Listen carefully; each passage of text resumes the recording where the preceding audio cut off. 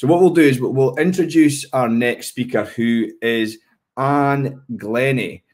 Anne is a former primary teacher and now a literary consultant and publisher of books with Cranachan Books. I hope I said that correctly. And now she works with schools, primary schools, on supporting with their reading instruction. And she's gonna talk to us today about Spotter's Guide to Research-Informed Readers Instruction.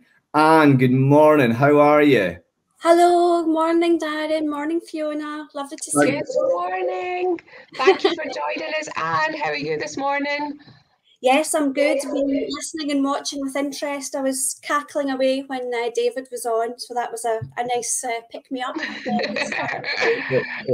Thanks so much for joining us and jumping on a little bit earlier. We really do appreciate that.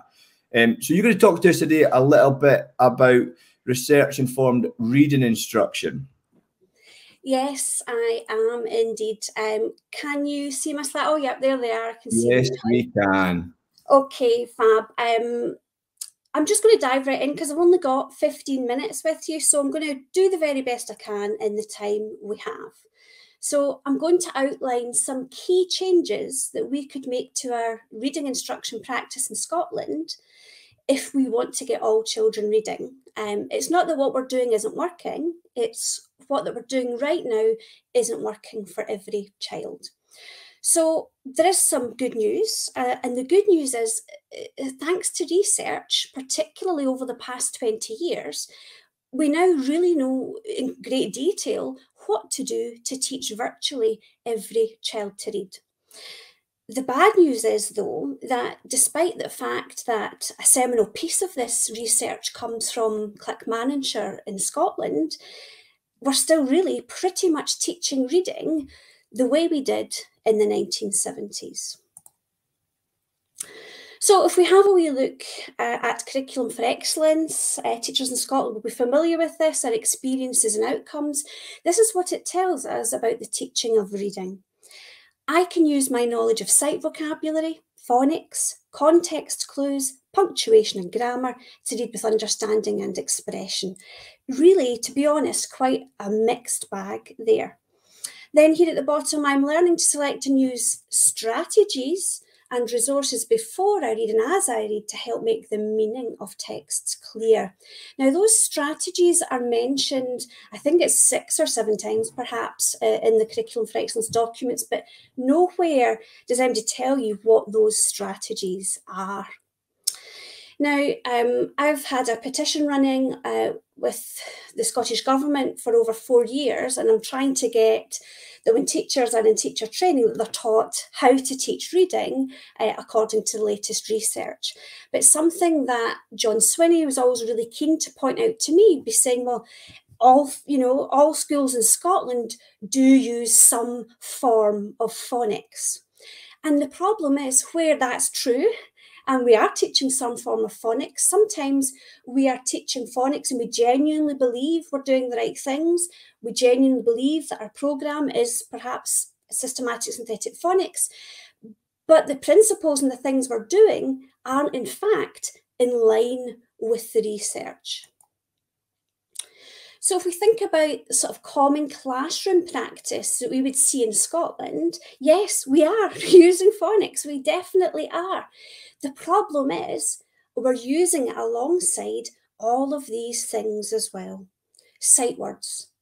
Now, if you're as old as me, maybe slightly older, you might even remember when you were wee having a tobacco tin, where you would have a wee tin of words and you would memorise them by sight. It's not that long ago, to be honest, but we haven't really moved on from that practice. We might be sending home Tupperware boxes or laminated lists, or even, as my little P1 nephew got last year, envelopes of words to learn by sight, to learn as if it's a picture, as if it's a whole thing. We're also, although we're teaching phonics, we're then giving children books to read that they can't read using what we've just taught them. So there's an entire mismatch between the teaching and then the application of the knowledge and the skills that children are learning. Add to that, we're also teaching these multi-cueing strategies, and that's where we're encouraging children to, for example, look at the picture and guess what the word might be. Look at the first letter and guess the rest of the word, or read on and just guess what could possibly fit in there. Imagine how successful you'd be. Imagine how confident you'd feel if you were in maths and your only strategy was guessing. We experiment for you now. I know I can't hear you, but I'm trusting that you will out loud on the count of 3 say this word, please, all together. Here we go. 1, 2, 3. Atelerix albiventris. So what is that? Is it a new Harry Potter spell? No, it's the Latin name for an African pygmy hedgehog. You will never need to know that again. I even doubt that it would appear somewhere in a pub quiz sometime. But what did you do to read those words, to get them off the page? Did you have a picture clue? Did you read on and go back? Did you look at the first letter and guess? You didn't use any of those extraneous strategies. You used your knowledge of letters and sounds. You used phonics. Phonics is not baby stuff. Phonics is lifelong adult stuff that we use every day for reading and for spelling. The problem with sight words is that they are a limited strategy. They stop working. So scientists argue about the number, but your brain is actually only capable of remembering as visual wholes between 2,000 and 5,000 words.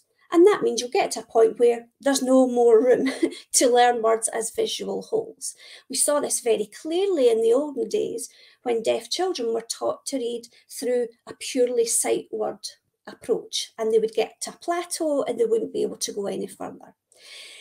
Sight words, they can feel easy at first, particularly if we're using flashcards in the classroom, and our struggling learners can be holding on to sight words for dear life because they feel that they're successful in some way.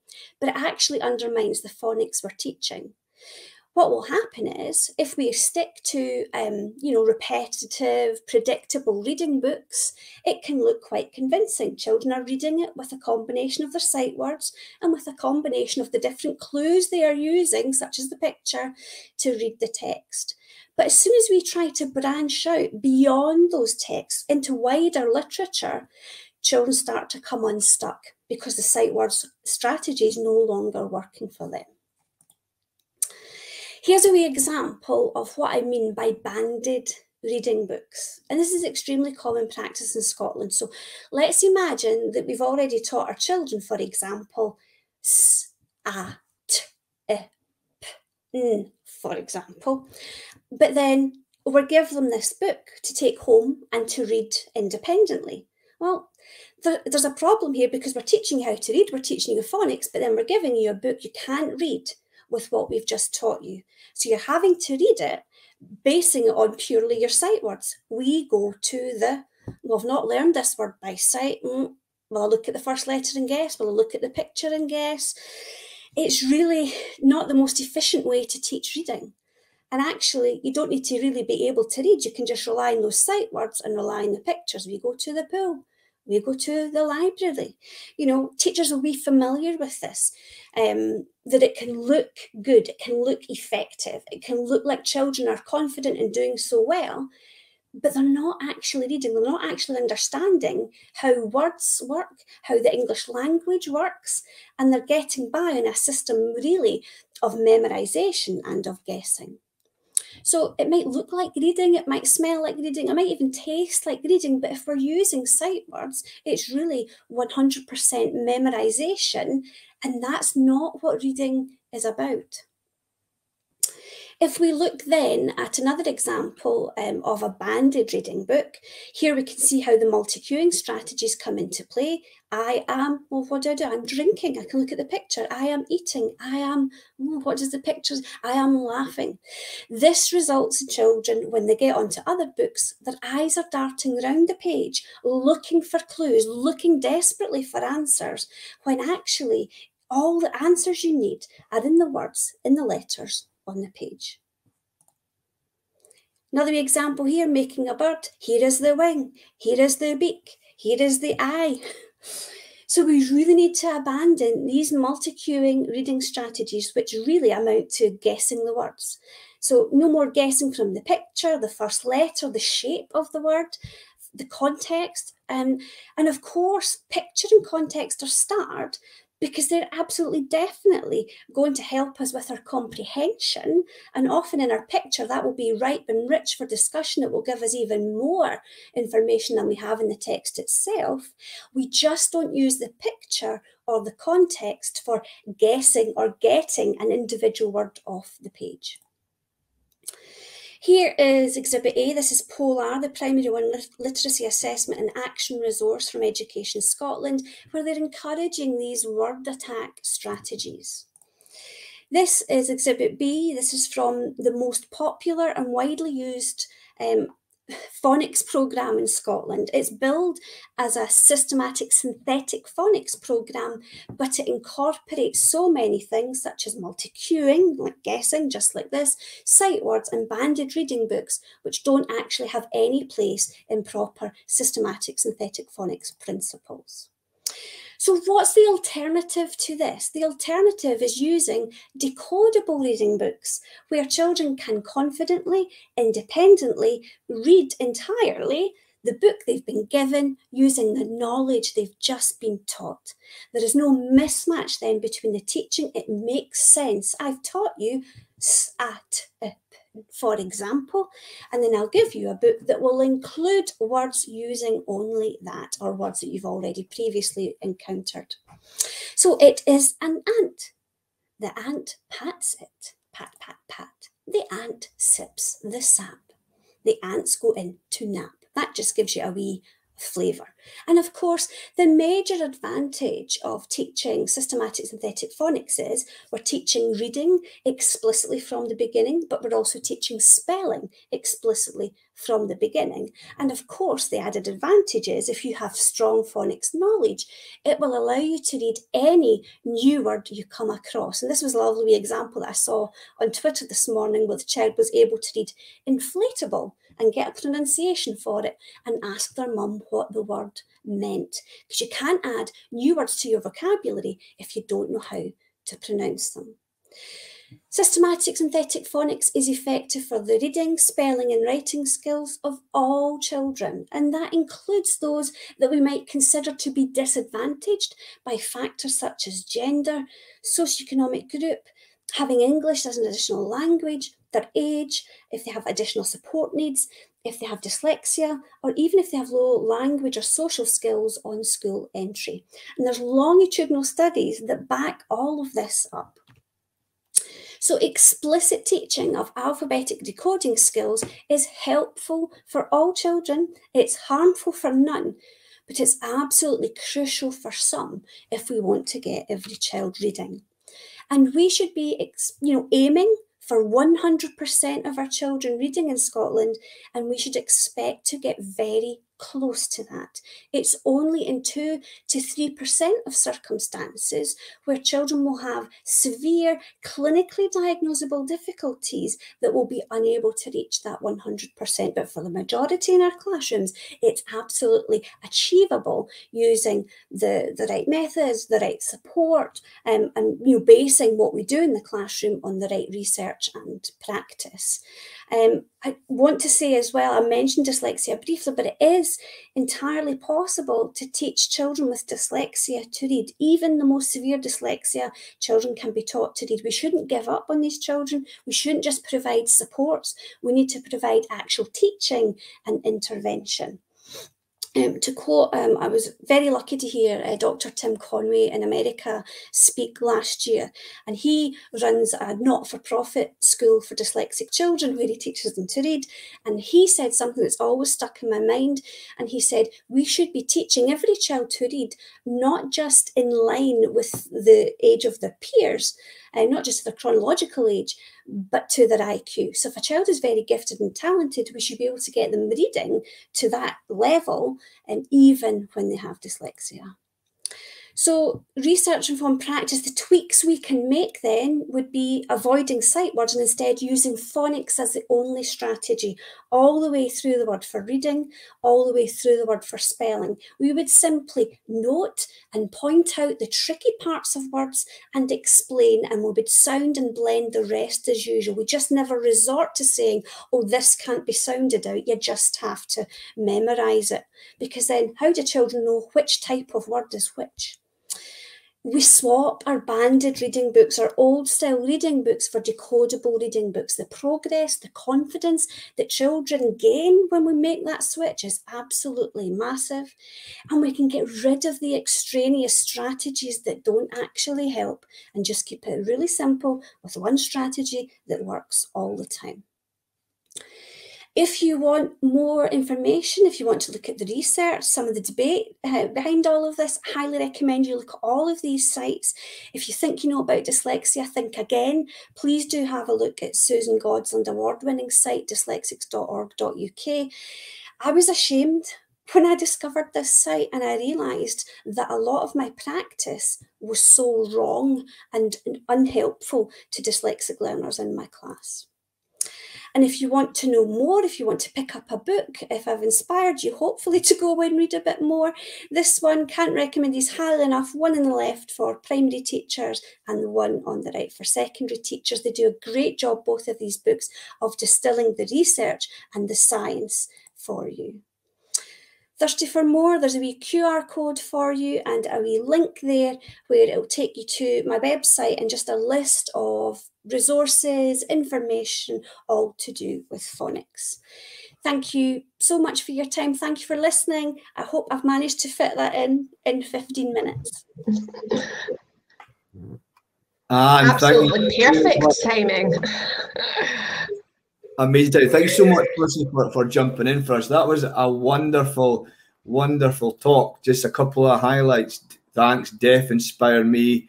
Thanks, and I hope primary teachers all over are listening to this. I love this one for Hazy Heffalump, and this is firing me up on the day I can access my first week of Sounds Rights training. And this one, Teaching to the Child's Potential. Our bright, not sure what that is, was doing well because of her sight words. I got this week, as you mentioned, so I'm delighted that I'm trying to learn.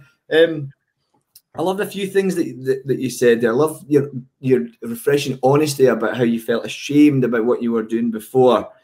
I also love that quote you shared: helpful for all, harmful to none, and crucial for some. It's so important that in Scotland we teach all of our children to read. And you mentioned something about we can get to 97%, 98% and that 2-3%. Imagine a world where everyone can access that high level reading.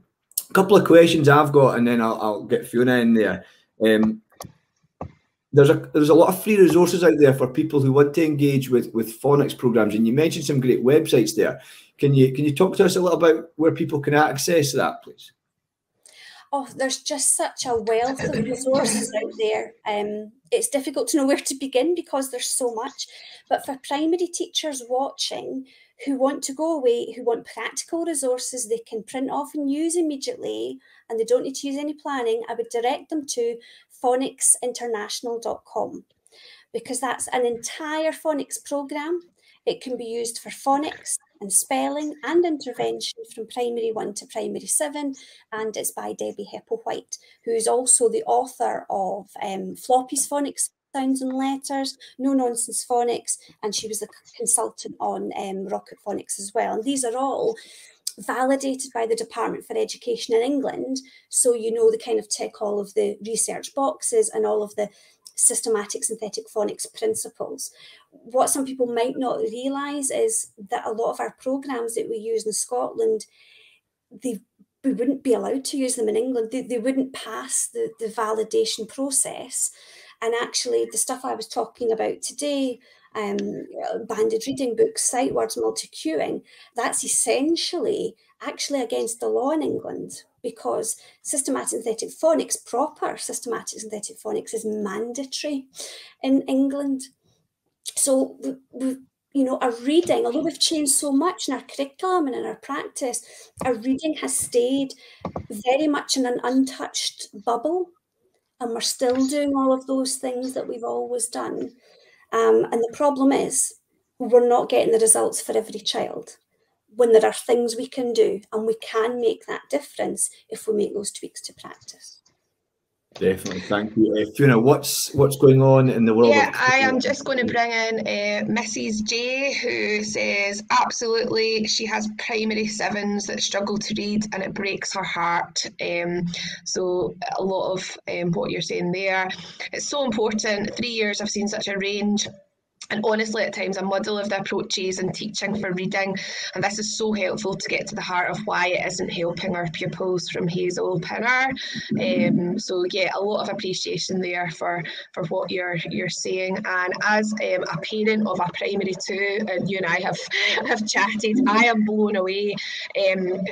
My little one does use systematic phonics, and I am blown away with the words. You know, when we're out and about, he sounds out massive words, which, and then, like you were saying about the inflatable, asks what they mean. You know, it's not just that, yeah, he does have a great memory, but also he's not just learning those pictures of the words, he is actually sounding them out, and it's just phenomenal to see that.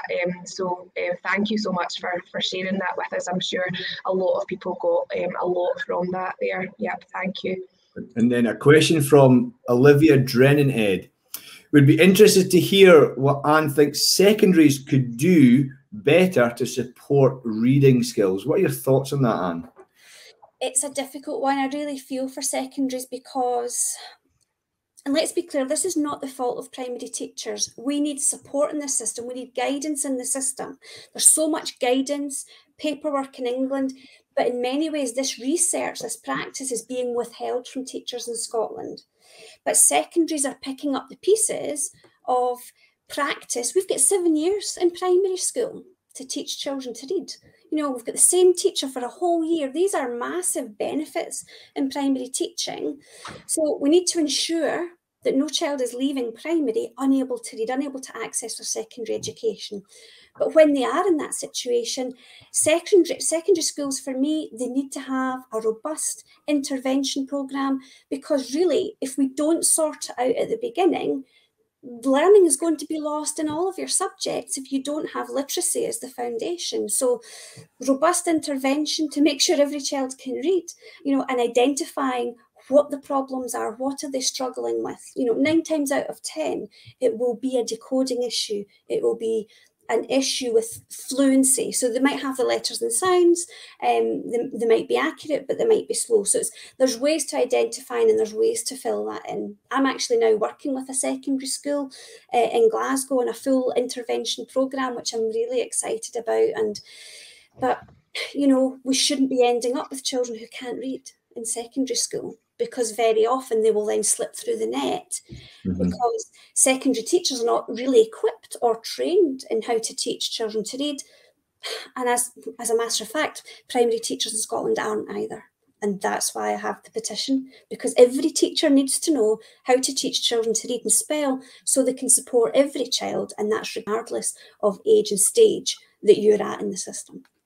Right, thank you. And I do wonder as well, and how much that affects other challenges that pupils have in secondary school as well.